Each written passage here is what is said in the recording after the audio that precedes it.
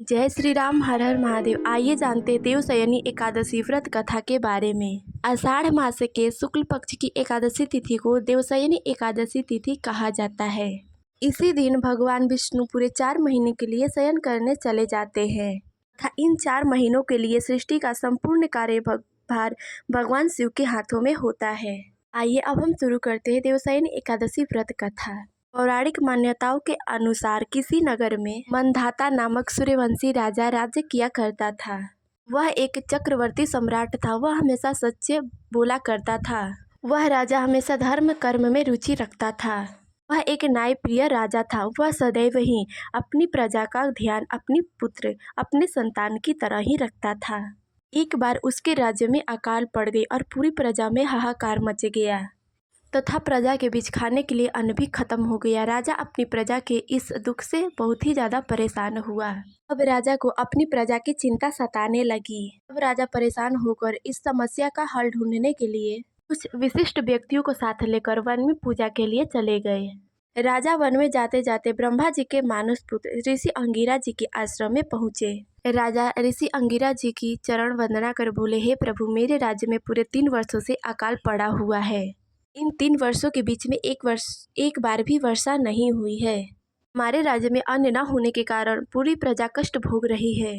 फिर राजा बोले, हे मुनिवर, शास्त्रों में तो यह वर्णन मिलता है कि राजा के पापों से ही प्रजा को कष्ट भोगना पड़ता है, परंतु हे मुनि, मैं तो हमेशा अपने राज्य की अपने प्रजा के एक संतान की भांति उनकी सेवा करता हूँ, उनकी देखभाल करता हूँ। फिर मुझसे ऐसा कौन सा पाप हो गया है जिसका कष्ट मेरी प्रजा भोग रही है।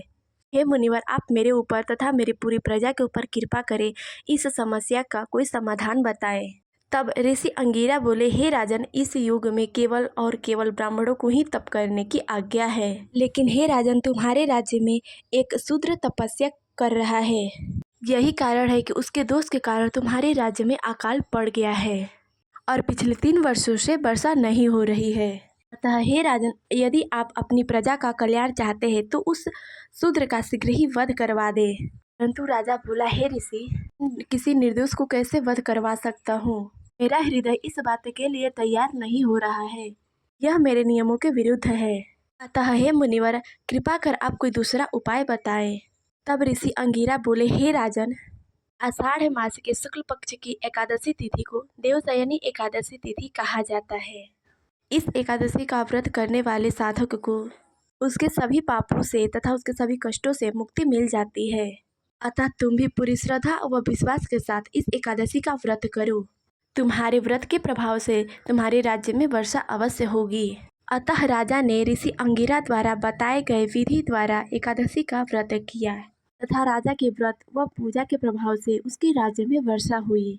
उसका पूरा राज्य फिर पहले की तरह हरा भरा हो गया तथा उस राज्य की पूरी प्रजा पहले की तरह ही खुशहाल हो गई।